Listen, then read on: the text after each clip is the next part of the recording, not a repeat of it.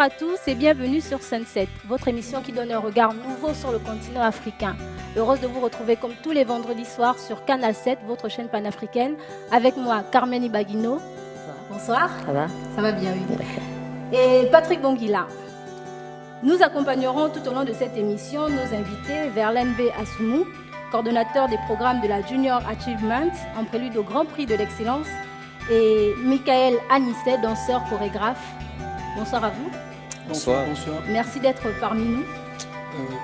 Moi, je suis également heureux d'être là. D'accord.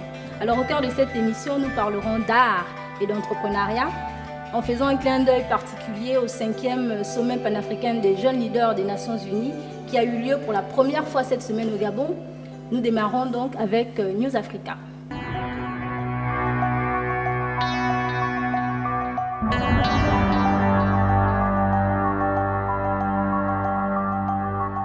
C'est au stade d'Angondjé, situé au nord de Libreville, la capitale gabonaise, que s'est ouvert ce matin le 5e sommet panafricain des jeunes leaders des Nations Unies.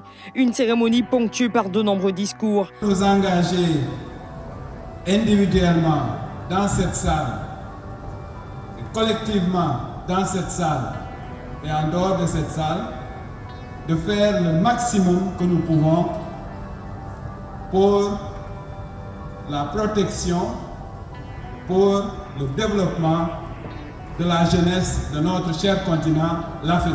Montrer à l'humanité tout entière qu'aucune activité n'est possible sans un état de santé stable.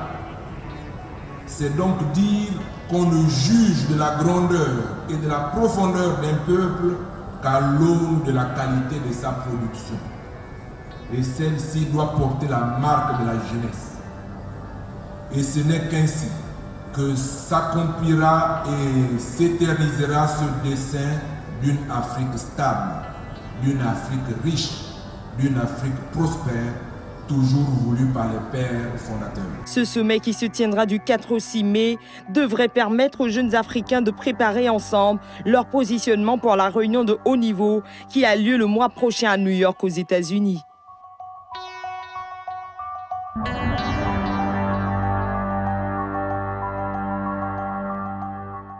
La jeunesse africaine aux portes des grandes décisions pour le continent. C'était donc du 4 au 6 mai au stade de l'amitié d'Angondjé, le sommet de Libreville vers la réunion de haut niveau de New York pour l'engagement et le leadership des jeunes contre le VIH-Sida pour l'atteinte effective des objectifs pour le développement. Michael Anisset, on vous y a vu à cet événement? Oui, j'y étais. En tant qu'artiste ou autre chose? En tant qu'artiste, mais c'est surtout parce que je suis depuis 5 mois ambassadeur de l'ONU-SIDA. Mais cela se félicite, non? Bravo. Voilà. D'accord. Donc c'est uniquement à ce titre que j'ai été convié par justement le Conseil national de la jeunesse à ce grand sommet. D'accord. Ouais. Alors ce sommet s'est achevé par la signature du protocole d'accord de mise en œuvre du corps des jeunes volontaires gabonais entre M. Richard Dictus, coordonnateur exécutif du programme VENU, et M. Blaise Louembe, ministre de la Jeunesse et des Sports gabonais, sous le regard du président de la République gabonaise et du monde entier. Nous y reviendrons très prochainement. Tout de suite, l'Afrique qui gagne.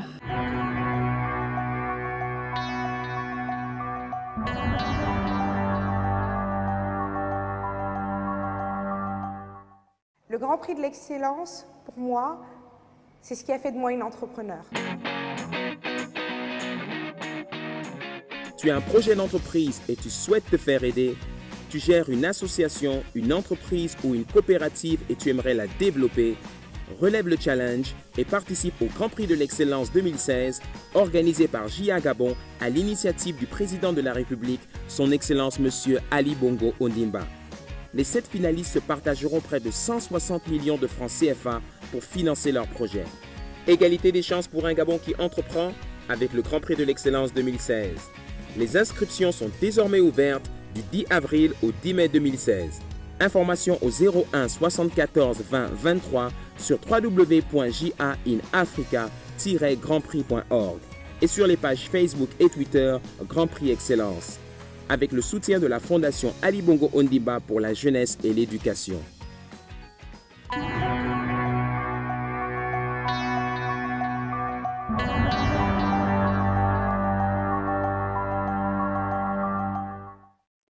fait partie des événements de la sphère entrepreneuriale du Gabon, le Grand Prix de l'Excellence, avec comme cible particulière les jeunes de 18 à 40 ans.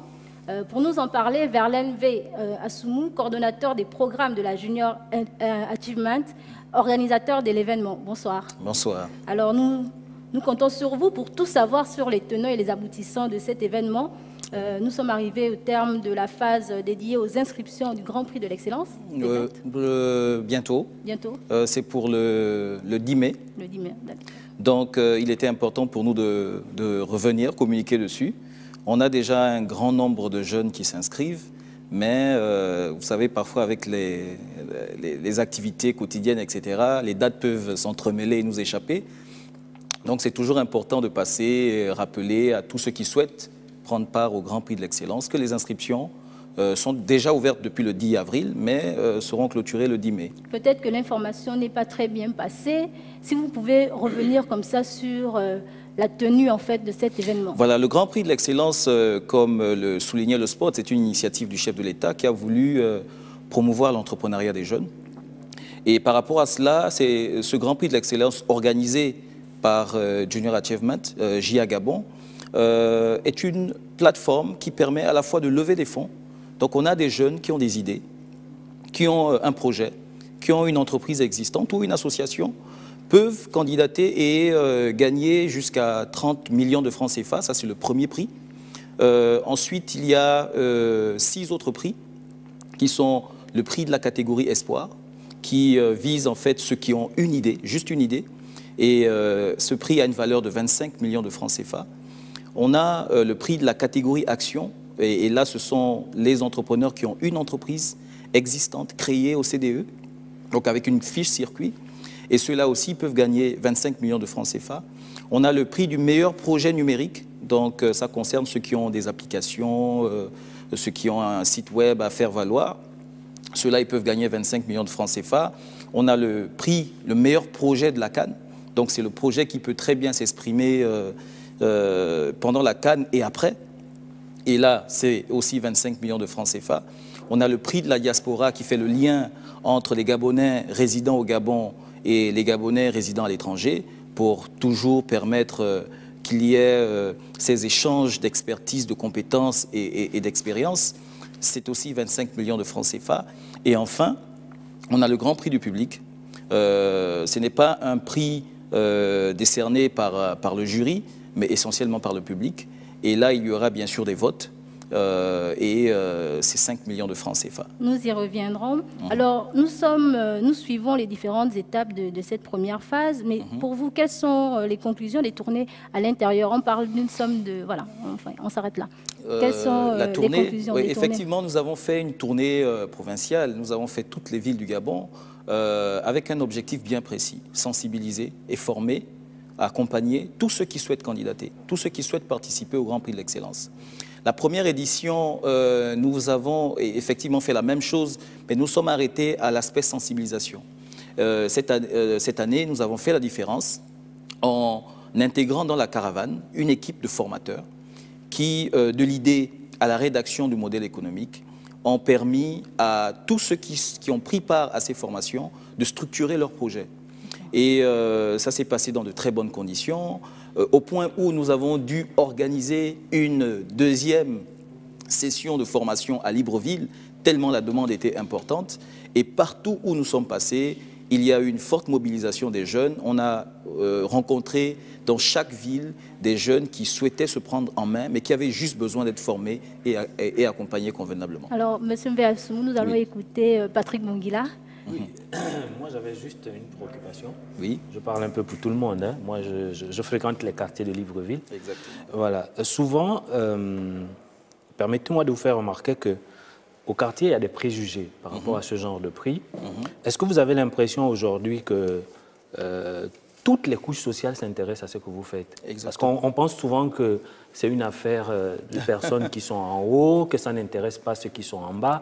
Est-ce qu'en dehors d'informer les populations à travers des spots, il y a des campagnes de proximité qui sont menées pour faire comprendre que finalement, il ne faut pas hésiter, tout le monde est autorisé à participer, mais j'ai aussi une préoccupation, ce n'est pas encore clair dans mon esprit. Quels sont les domaines d'activité cibles de votre prix? D'accord. Pour la première question, sur le terrain, nous n'avons pas trop cette sensation-là, parce que nous sommes du côté de l'Ikwala, nous gérons l'incubateur national et nous avons des jeunes de toutes les couches sociales qui viennent. Pas que pour le Grand Prix de l'Excellence, parce que Junior Achievement a aussi des programmes de formation et d'accompagnement en entrepreneuriat pour ceux qui souhaitent entreprendre.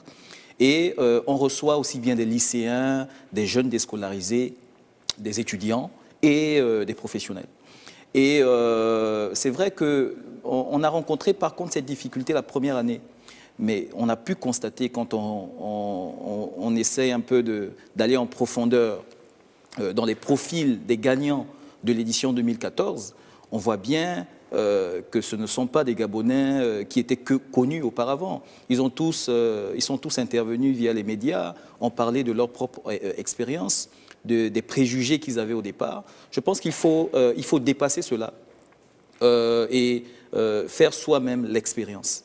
Et tous ceux qui ont passé ce cap, qui se sont dit « Ok, c'est vrai, on raconte beaucoup de choses, mais je vais quand même tenter ma chance. » Bien sûr, si j'ai tort, eh ben, je ne regretterai rien, puisque j'aurai au moins participé et appris quelque chose.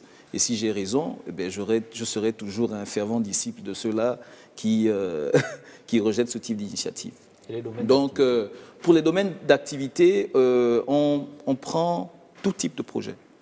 Aussi bien ceux qui sont dans l'agriculture, le numérique, vous avez pu le constater, on embrasse tous les secteurs. L'incubateur que nous gérons est un incubateur multisectoriel.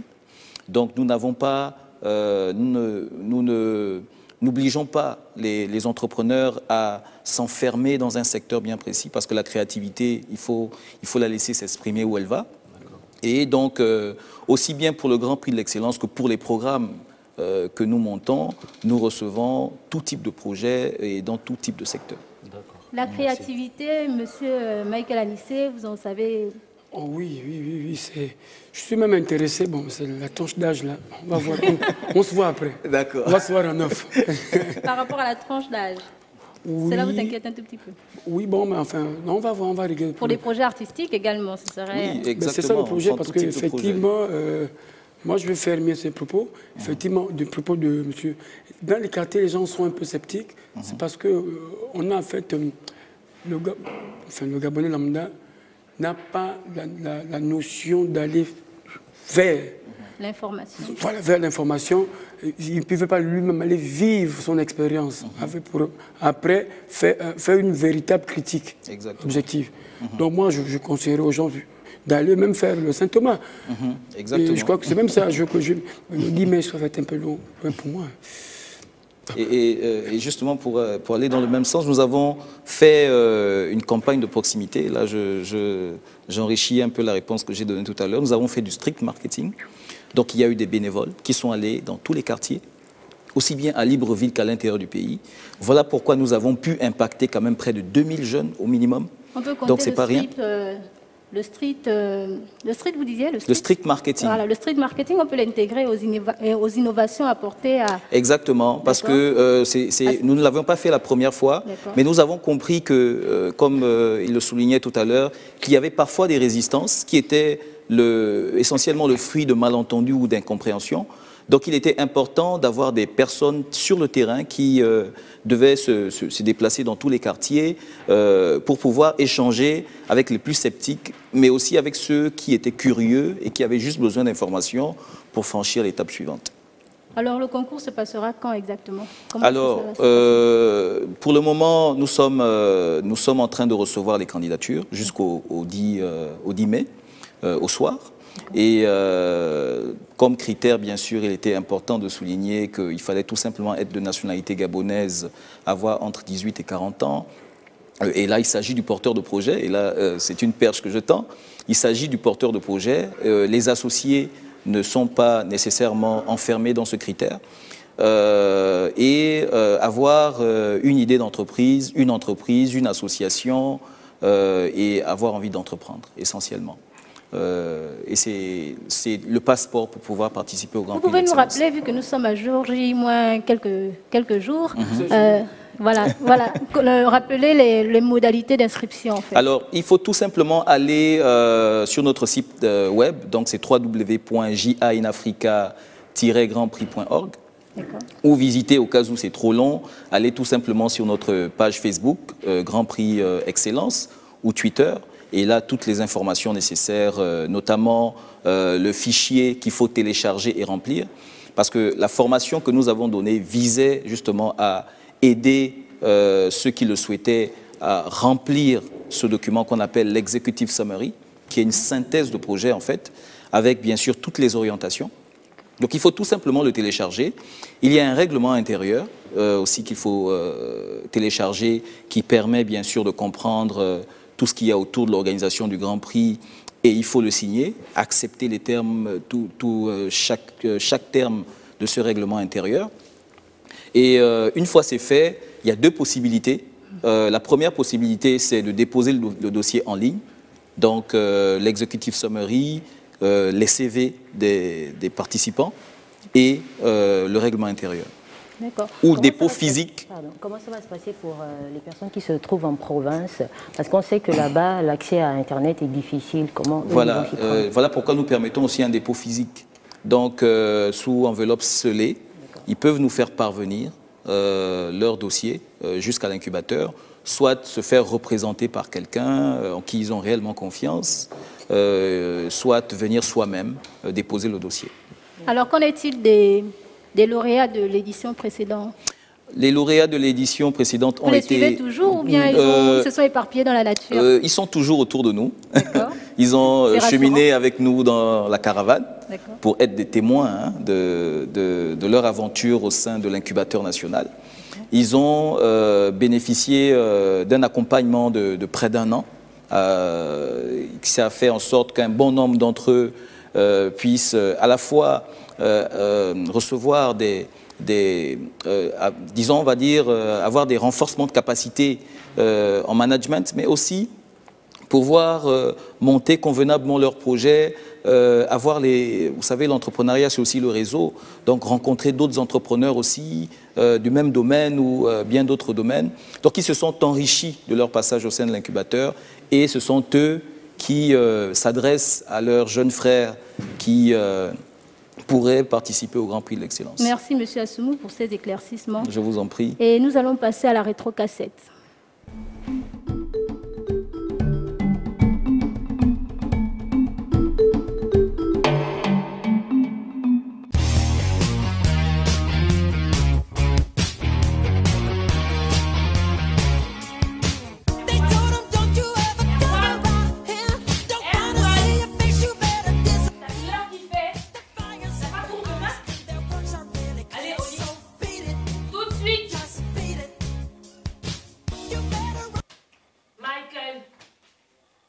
Encore Michael.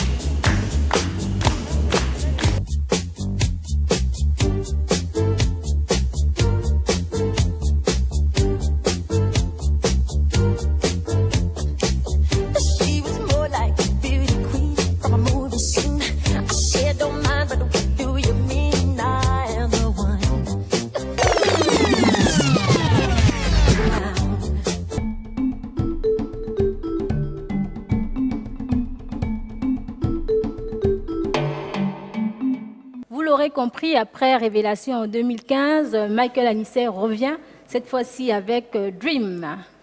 Oui, on va rêver un peu.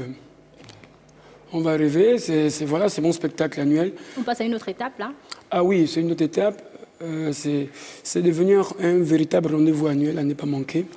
Donc cette année, on revient avec un nouveau challenge, Dream, le rêve. Michael Anisset, c'est 20 ans de carrière quand même. Plus. Plus. L'année prochaine, il fête les 25 ans. Waouh! Et ça va être plus grandiose. Je ne suis pas très informée alors. Oui, c'est de 92 à maintenant. D'accord, félicitations. Alors, des spectacles en plein air ou en salle, vraiment de quoi faire saliver plus d'un fan de Michael Jackson. Alors, quels sont tes grands moments de spectacle, en fait, en général, en 25 ans de carrière, déjà? Tes grands moments, est-ce que tu peux... Ça, c'est une colle, parce qu'il y en a tellement. Juste quelques-uns, juste pour, comme je le disais tantôt, histoire de faire saliver bon, déjà, les... Chaque année, mes spectacles que je fais chaque année, parce que c'est des spectacles que je prépare vraiment comme on peut dire comme une grande fête. Donc 6 mois, 7 mois de préparation. Comme celui-là, c'est quand même depuis octobre que je le prépare. Et pour ma part, le rendu me fait plaisir à chaque fois parce que derrière, il y a eu l'effort, il y a eu le sacrifice.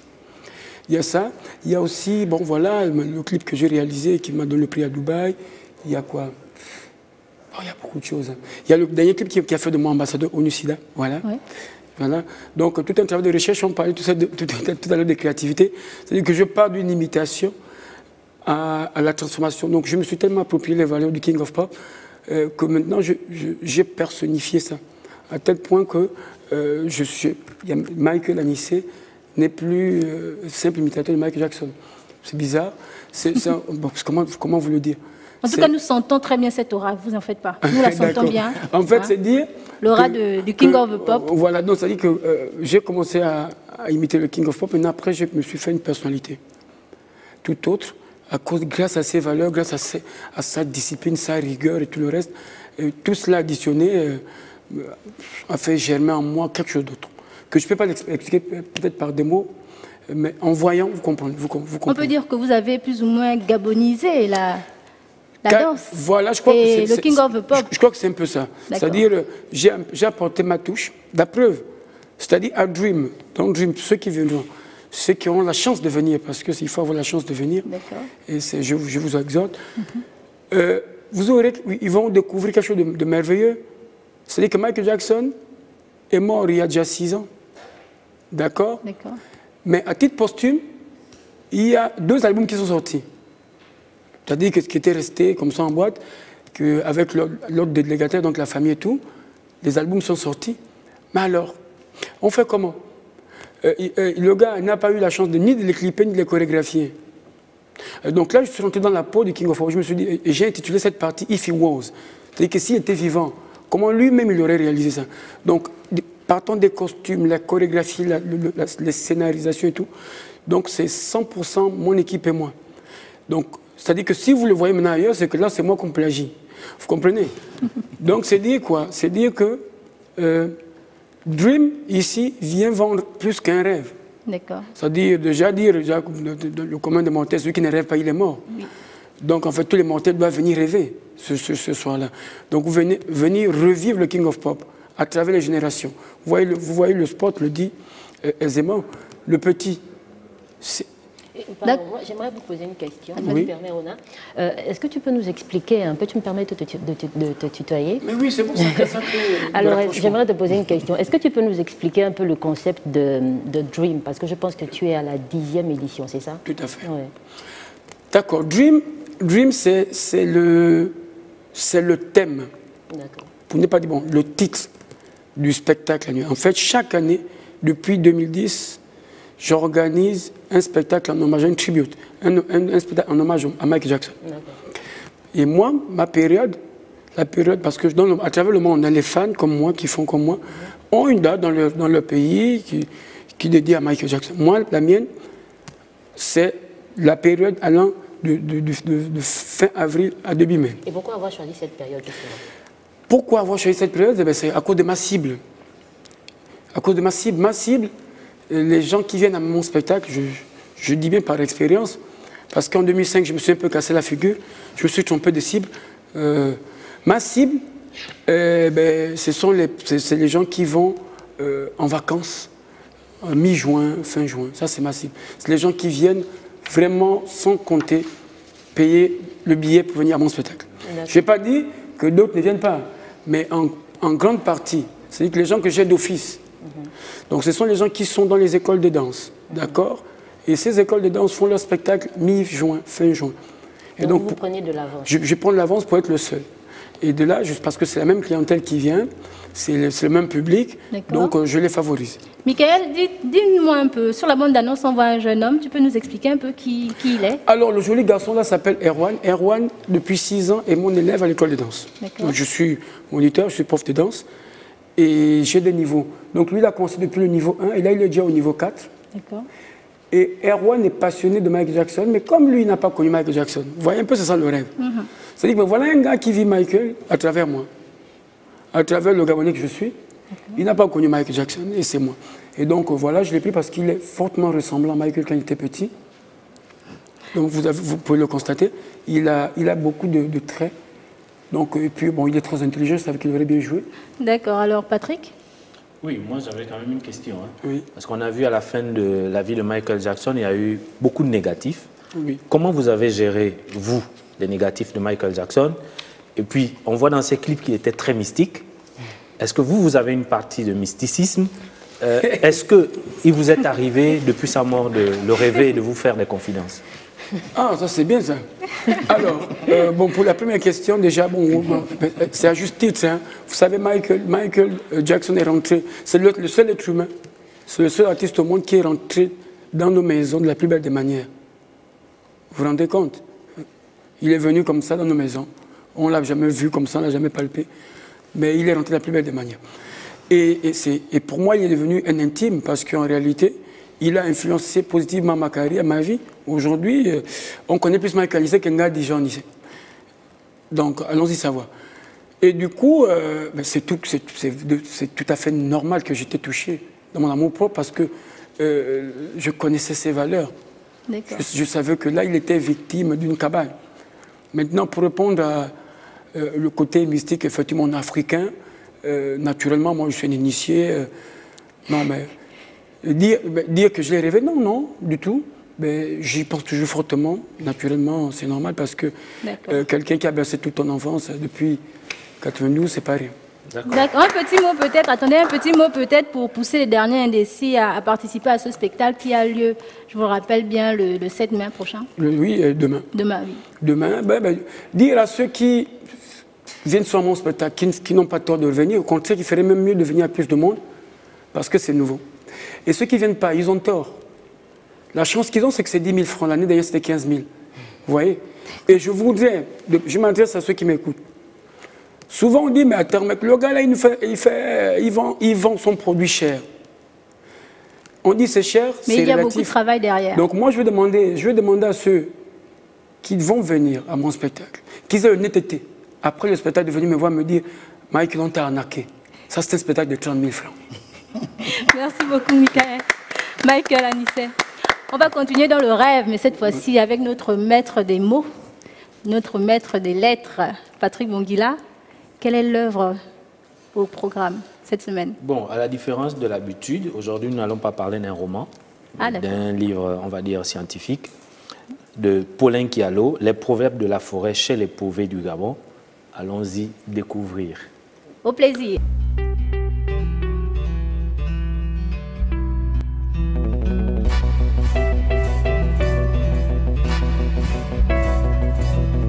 Paulin Kialo, bonjour. Bonjour. Merci de recevoir l'Aide d'Afrique.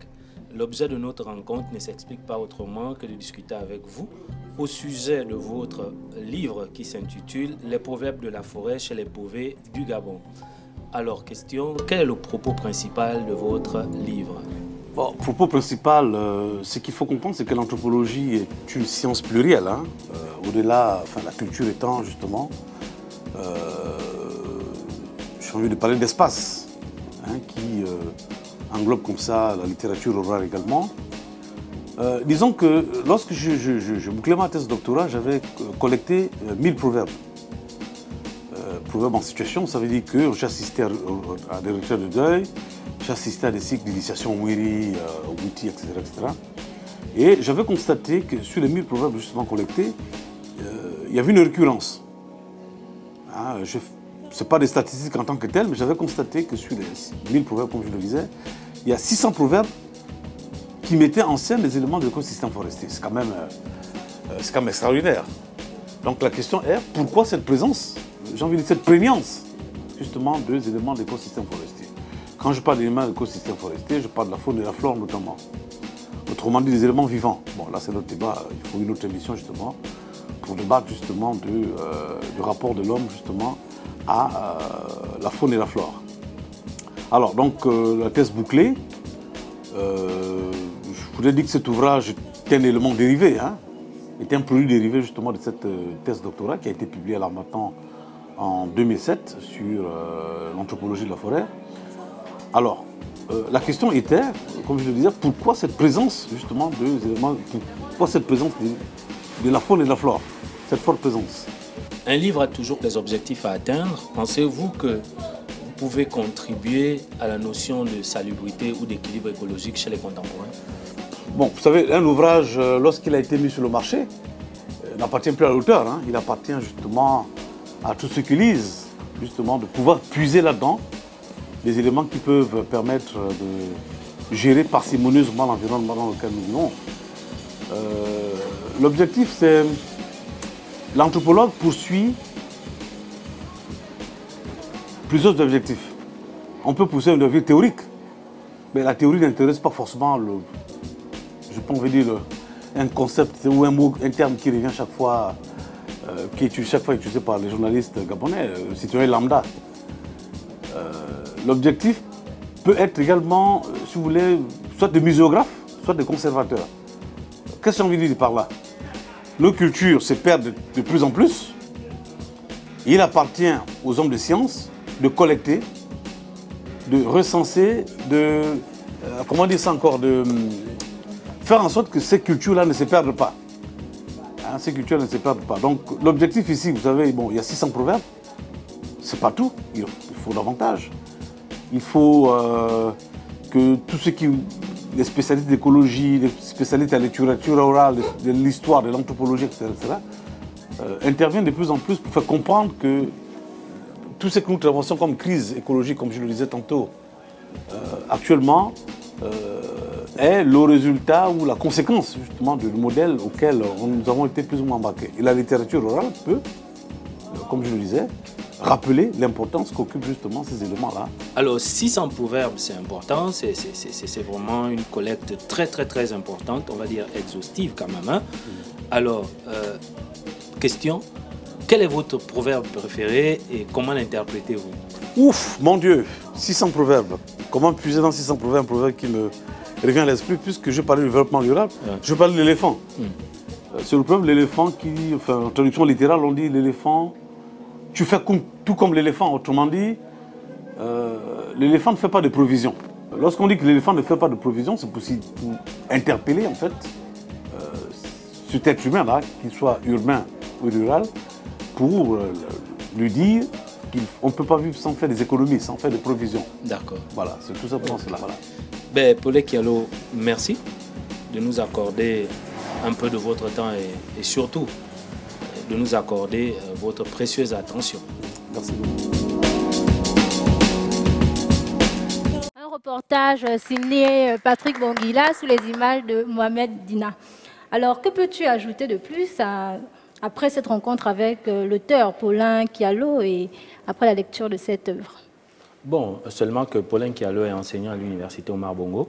D'ailleurs, pour la petite histoire, c'est l'un des premiers doctorants de cette université. On sait qu'après la maîtrise, à l'époque on disait la maîtrise, les gens allaient faire un 3e cycle à l'étranger. Bon, malheureusement, Paulin Kialo, à 2 jours de sa soutenance doctorale à l'université Omar Bongo, a eu la malchance d'apprendre que sa soutenance était annulée et plus tard il est allé la soutenir son doctorat à Paris 5 en France. Dire aussi que le livre « Les proverbes de la forêt chez les pauvres du Gabon » a été publié chez l'Harmattan en 2013. Mais il est toujours d'actualité parce que c'est un livre qui nous permet de nous approprier une réalité à travers laquelle Paulin Kialo nous instruit en nous montrant comment les pauvres calculaient l'existence et estimaient le profit de l'esprit. Donc tout simplement, ces 600 proverbes, comme il disait dans le reportage, qui sont recensés ici et qui permettent de comprendre notre univers à travers des illustrations pris ou comparées chez les animaux, les arbres, les poissons et leur environnement naturel. Mais seulement dire que Le proverbe a toujours eu une place importante dans nos sociétés, pendant les retraits de deuil, pendant les mariages, au point même qu'on pourrait penser que sans proverbe, nos sociétés ne fonctionneraient pas bien, ne devaient pas bien fonctionner, parce que les proverbes permettent d'anticiper sur des conflits, sur les dérives, mais aussi peut-être de réprimander des comportements qui sont considérés comme des mauvais comportements. Donc l'œuvre de Paulin Kialo est une œuvre qui est très actuelle, même si elle a été publiée il y a 3 ans, parce qu'elle permettrait à chacun de trouver quoi dire par rapport à une situation donnée.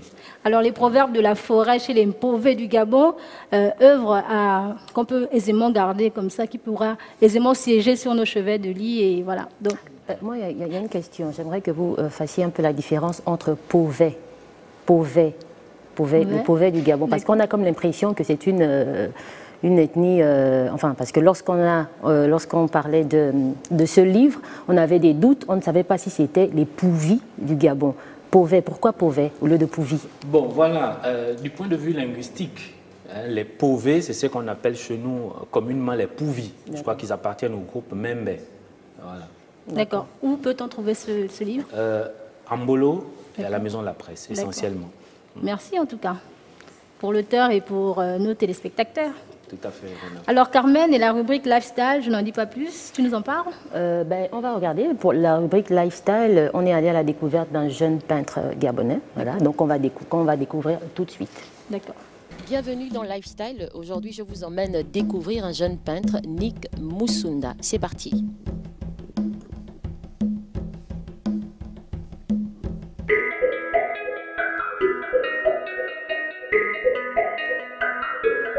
Bonjour Nick. Bonjour. Comment tu vas? Très bien.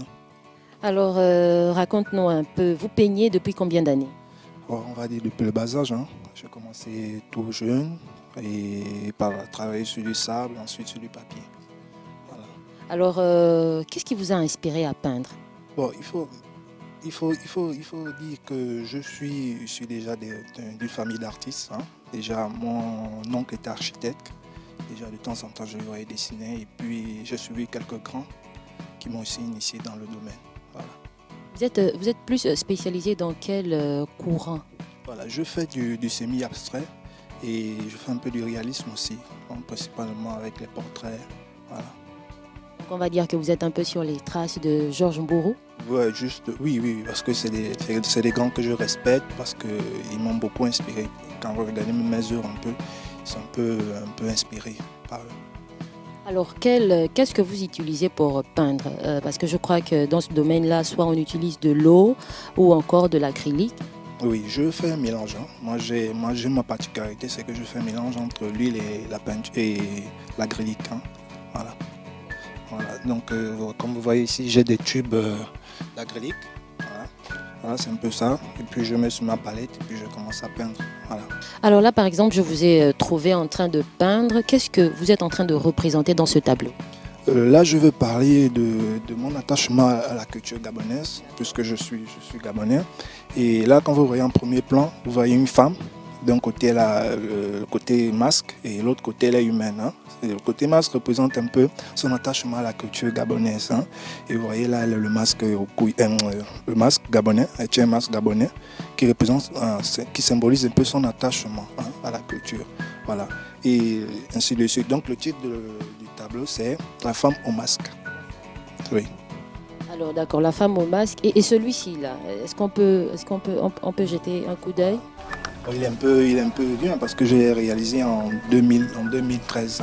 Voilà, moi ici j'ai voulu symboliser la valeur de la femme. C'est vrai que dans tous mes tableaux, je mets un peu la femme en valeur. Moi je pense que la femme c'est celle qui fait élever l'homme. Voici pourquoi ici j'ai symbolisé l'homme en ouvrant ses mains, ouvrant les mains, voilà. Et la beauté. Vous voyez, quand vous regardez bien la figure, sa figure est effritée. C'est pour dire que la beauté elle est éphémère au fait. Voilà, le plus important c'est de relever l'homme qui est en nous. Voilà. Donc, la femme tient vraiment une place importante dans vos tableaux. Pourquoi? Bon, moi je pense déjà j'ai en souvenir ma mère qui m'enseignait toujours que quand tu auras une femme, il faut toujours prendre l'importance de la femme parce que elle, celle-là qui t'aime, c'est celle-là qui va t'élever en quelque sorte. C'est pourquoi moi je tiens toujours une place très importante dans mon travail et à mettre la femme en valeur. Alors, dans quel atelier vous avez évolué? Dans quel atelier vous vous êtes perfectionné? Bon, moi, déjà, j'ai commencé mes débuts dans l'atelier Chims, 6 au camp de Gaulle. Hein. C'est quelqu'un qui m'a formé dans ce domaine-là, qui est déjà, en quelque sorte, qui est un peu un grand de l'art ici au Gabon. Et j'ai commencé chez lui, comme vous voyez la preuve ici. Vous voyez un portrait que j'ai réalisé grâce à son encouragement, grâce à sa formation. Voilà, et ça c'est le portrait de ma fille. Quand vous regardez un peu, c'est ressemblant. Voilà. Voilà. Bah écoutez, merci beaucoup, merci pour toutes ces informations. Nous, on vous encourage. Bonne continuation. J'espère qu'on aura l'occasion de se revoir. Pas de souci. En tout cas, j'invite le peuple gabonais à suivre mes œuvres, à suivre ce que je fais. Hein, et je suis en quelque sorte ouvert aux conseils, aux critiques de tout le monde. Et suivez-moi, je suis quelqu'un qui est très ouvert à la critique. Merci. Alors, une dernière question. À quand une exposition? Bon, là, je suis en train de, justement, voici pourquoi je vous ai présenté l'œuvre La Femme en masse, parce que je travaille, comme je vous ai dit, par rapport au thème. Donc là, je suis en train de préparer une exposition. J'espère qu'avec la grâce de Dieu, cela va se faire. Voilà, c'était Nick Moussunda, jeune artiste peintre gabonais. J'espère que vous avez apprécié ce reportage. Et donc, on se donne rendez-vous pour la semaine prochaine. Bye bye. Reportage signé Carmen Ibaguino avec une nouvelle technique voilà. Et Simon Goy, oui, voilà. Rodrigue Simon Goy. Alors c'est un jeune peintre gabonais, donc de son vrai nom Nicolas Marien Moussunda, d'accord, qui est diplômé de l'école nationale d'art et de manufacture l'ENAM et qui travaille en ce moment dans les ateliers de Chims du côté du camp de Gaulle, et il réalise aussi des portraits, mais bon, on a pu voir quand même ses œuvres. Il fait ses œuvres dégagent un style qui voyage entre le monde visible et le monde invisible, donc il puise dans nos rites et croyances africaine, sinon gabonaise. Voilà. Bravo. En tout cas, je vais finir avec cette petite information. Si, comme moi, vous êtes intéressé par l'art de la peinture, Nick Moussunda est disposé à vous offrir gratuitement des stages d'initiation à la peinture. Il suffit de le contacter via sa page Facebook. Hein. C'est une petite information que je vous donne comme ça, gratuitement. Voilà. Alors, Monsieur Verlaine, ça vous parle un tout petit peu, l'art de la peinture? Ça vous intéresse? Oui, beaucoup. Déjà, mon prénom m'impose déjà d'être impliqué dans l'art parce que j'écris essentiellement de la poésie, des pièces de théâtre, donc ça me parle beaucoup. D'accord. Alors, est-ce que vous connaissez Un jeune, un métier? Oui. De l'existence à l'emploi. Exactement. Cela également vous parle? Oui, ça, beaucoup. Eh bien, je vous entraîne comme ça au cœur de la nouvelle vie des pupilles de la République gabonaise. Un jeune, un métier.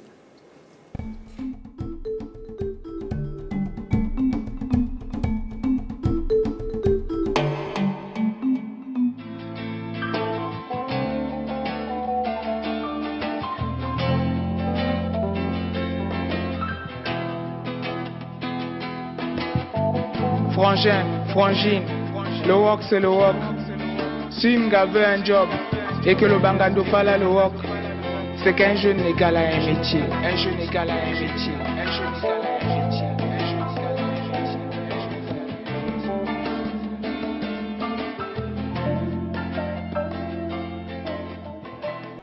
Près d'un mois après le lancement du début des formations du programme Un jeune égal à un métier, de l'existence à l'emploi, nous revoilà sur le terrain pour vous faire vivre en images le quotidien des stagiaires dans les filières de leur choix. Cette semaine, nous allons visiter le centre de formation professionnelle de Sainte-Marie. Là-bas, les jeunes suivent des formations en mécanique auto et en plomberie. Puis, nous irons voir la concrétisation du gouvernement par l'octroi des indemnités aux ayants droit. Enfin, nous ferons un tour dans le centre de formation professionnelle d'Ondimba pour voir comment remettre un véhicule en état dans l'atelier de carrosserie auto et peinture. Salut à tous et merci de regarder ce programme.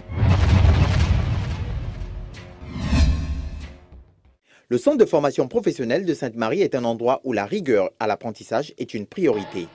Comme vous pouvez le constater, les jeunes sont à pied d'œuvre, prêts à en découdre avec les mystères de la mécanique. Jean est un stagiaire en mécanique.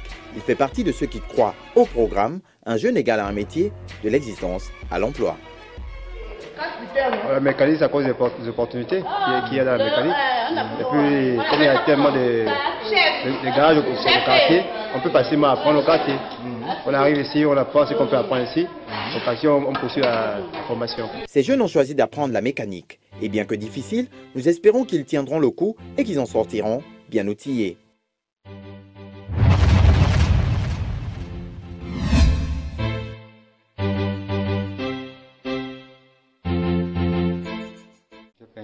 Je fais une évaluation des connaissances sur les cours que nous avons vus depuis le Mali. Le cours que nous avons depuis le Mali, c'était sur les implantations des évacuations. Parce que tout bon premier doit savoir, avant de faire la pose d'un appareil sanitaire, ils vont toujours savoir comment il faut implanter ces appareils. C'est-à-dire comment il faut implanter les ovales, les eaux usées, comment vont leurs évacuations, comment ça se fait. Oui.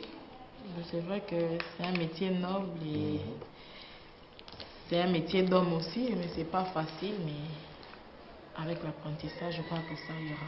Mes sœurs, mes frères, levez-vous, le temps est maintenant arrivé de se lever. Nous ne devons rien attendre seulement que de nos parents. Il faut maintenant que nous nous réveillons. Ce n'est pas quand ils vont mourir que nous allons prendre conscience de notre vie. Donc, levons-nous, il est temps. Le samedi 30 avril 2016, les jeunes du programme Un jeune égale un métier de l'existence à l'emploi ont reçu de la part du gouvernement une somme de 50 000 francs promis depuis le début de la caravane. Le directeur du centre de Kembo affirme que le paiement est effectif. Je suis M. Letumo Dieudonné, le directeur du CPPN Kembo. Effectivement, pour répondre clairement à votre question, je confirme que le paiement des allocations des stagiaires qui sont en formation chez nous dans le cadre de Un jeune égale un métier de l'existence à l'emploi est effectif. Le paiement est effectif. Très bonne initiative que le gouvernement a prise là, parce qu'il ne faut pas laisser certains sur le carreau. Je pense qu'avec cette ultime chance qu'on donne à ces jeunes, chacun, par l'apprentissage de ces méthodes de base, aura une chance de pouvoir s'insérer dans la vie active, ce qui vise notamment la réduction du chômage dans notre pays. Le rendez-vous est donc pour le mois prochain pour le deuxième versement.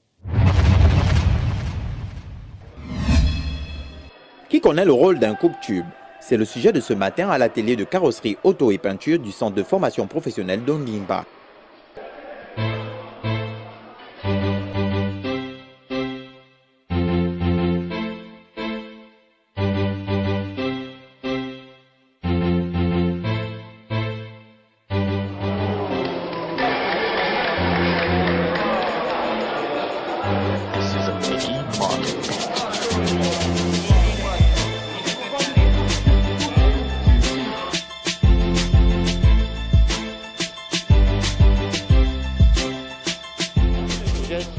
Formateur dans l'option carrosserie auto-peinture, c'est-à-dire nous redressons la voiture accidentée et nous reprenons après le redressage. Donc l'opération de ce matin, c'était leur montrer le rôle d'un coupe-tube. Le rôle d'un coupe-tube. Donc je leur d'abord donne le nom et nous sommes allés faire la démonstration. Je vais montrer ce que le rôle que le coupe-tube jouait. Voilà. À peine quelques semaines seulement, les stagiaires ont déjà pris de l'avance en réalisant ces petites œuvres. Chaque personne a réalisé sa pièce. Voilà. Parce que les fois ils ont fait du formage. Donc avant de leur lancer sur le véhicule, ils font d'abord du formage. Ils s'habituent à former quelques pièces. Charlène pense qu'une femme peut aussi exercer des métiers d'homme. Il suffit selon elle de s'y mettre et le tour est joué. Non, c'était pas difficile. Parmi les semaines que j'ai à faire, je vois que là, ça va un peu pour moi, mais ça va aller. Non, c'est pas difficile au métier d'un homme. Une femme aussi peut faire ça. C'est pas vraiment difficile. Il faut seulement apprendre et mettre en tête. En tout cas, ça ira. Tout vient à point à celui qui sait attendre. Bonne chance à tous les stagiaires durant ces longues semaines qui leur restent encore. Pour ma part, je vous dis au revoir et à la semaine prochaine si Dieu le veut. Bye bye.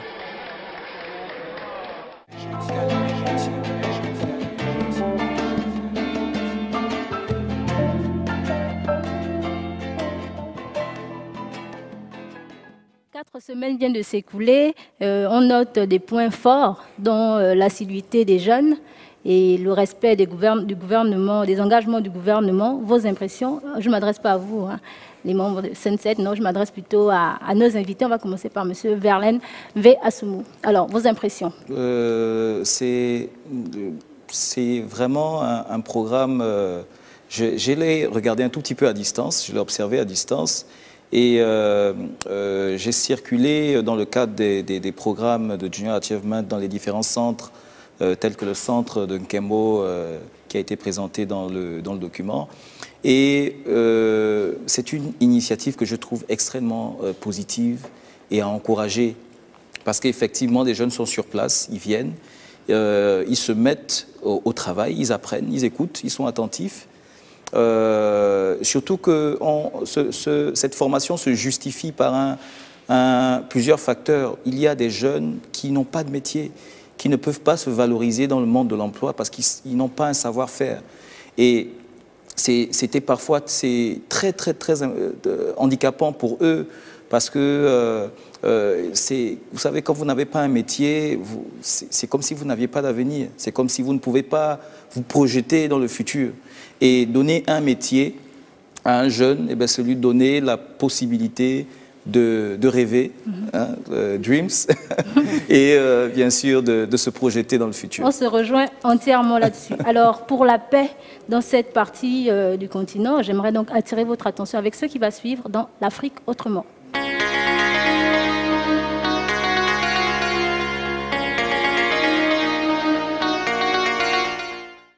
Merci Madame Hortense Nam d'avoir choisi la tribune de l'Afrique autrement pour transmettre ce message concernant l'éducation citoyenne responsable. Mais avant, pour planter le décor de cet entretien, si vous vous présentiez. Merci et bonjour. Je me présente Hortense Nam,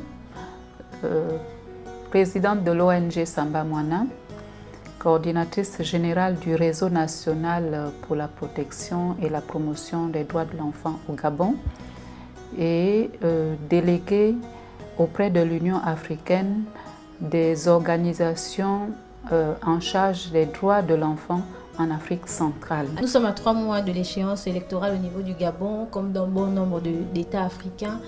Pourquoi décider aujourd'hui de parler, sinon d'éduquer, d'informer par rapport à l'éducation citoyenne responsable? On doit informer et former les citoyens, particulièrement les enfants et les jeunes, sur la bonne gouvernance, sur la gestion des biens publics, sur le processus électoral, par exemple, comment voter, pourquoi je dois voter. Si je suis un citoyen, chaque citoyen responsable doit voter. Mais il y en a qui vont au vote sans savoir pourquoi ils y vont. Il y en a qui disent « je ne vais pas aller voter » parce qu'ils pensent que ne pas voter, ça, en fait, ça n'a même pas de conséquences, alors que ça a des conséquences très graves. Quand tu es un citoyen responsable, tu dois soutenir un candidat, soutenir, pas aller sur le terrain forcément. Et pour soutenir un candidat, c'est pas parce qu'il t'a remis une somme d'argent qu'il est forcément un bon candidat. Un bon candidat, c'est qui un bon candidat? Un bon candidat doit avoir un projet de société convaincant. Mais si tu n'es pas convaincu par le projet de société, il y a 3 candidats. Tu écoutes les 3 candidats. C'est ton devoir. Maintenant, une fois que tu as écouté les 3 candidats, tu te dis, je peux m'intégrer dans ce projet-là. Je me retrouve. Là, je vais le soutenir. Mais c'est comme ça qu'un citoyen responsable doit fonctionner. Un citoyen responsable ne fonctionne pas, tu ne dois pas choisir un candidat à cause d'un nom, à cause de son portefeuille, à cause de la couleur de sa peau, à cause du lien de sang. Un citoyen responsable doit savoir, doit apprendre à éviter les conflits. Parce que le plus souvent, qu'est-ce qu'on voit en Afrique? Il y a les conflits pré-électoraux et post-électoraux. Pourquoi il y a ces conflits-là? Simplement parce que les gens n'ont pas compris. Les gens n'ont pas compris pourquoi on perd les élections. Si vous refusez d'aller voter, et pourtant dans ton cœur, tu voulais voter quelqu'un, mais tu n'es pas allé. Maintenant, si l'autre gagne, pourquoi tu vas encore aller casser alors que tu n'es pas allé voter? Madame Nam Hortense, l'Afrique Autrement vous remercie. Cet appel ne sera pas tombé dans des oreilles de sourds. C'était le message de Madame Nam Hortense pour l'éducation citoyenne responsable. C'était l'Afrique Autrement avec la présidente de l'ONG Samba Mwana, Madame Nam Hortense. Alors, quand on regarde de plus près nos sociétés, et chaque fois que se présentent des échéances électorales, il y a une certaine mauvaise ambiance qui naît. Et c'est à ce coup de cœur que Madame Hortense Nam s'est approprié ce message, en fait. D'accord? Alors, pour les mélomanes, une autre annonce, pour le plaisir des mélomanes de Papa Wemba, regardez.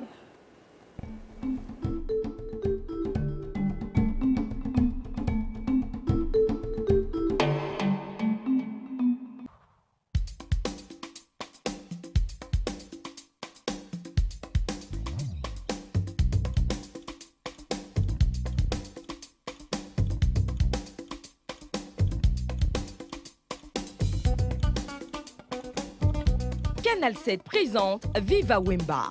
Ce samedi 7 mai 2016 à 20h30, des témoignages, des anecdotes et des invités prestigieux. C'est prémonitoire, je voulais dire, parce que le dire avant sa mort, c'est pas donné à tout le monde. Et de voir se réaliser surtout. Voilà. Et je dirais plutôt bravo à Wemba, qui a su dire à tout le monde que je m'en irai sur scène. Avec la participation exceptionnelle de l'orchestre Mbala de Libreville.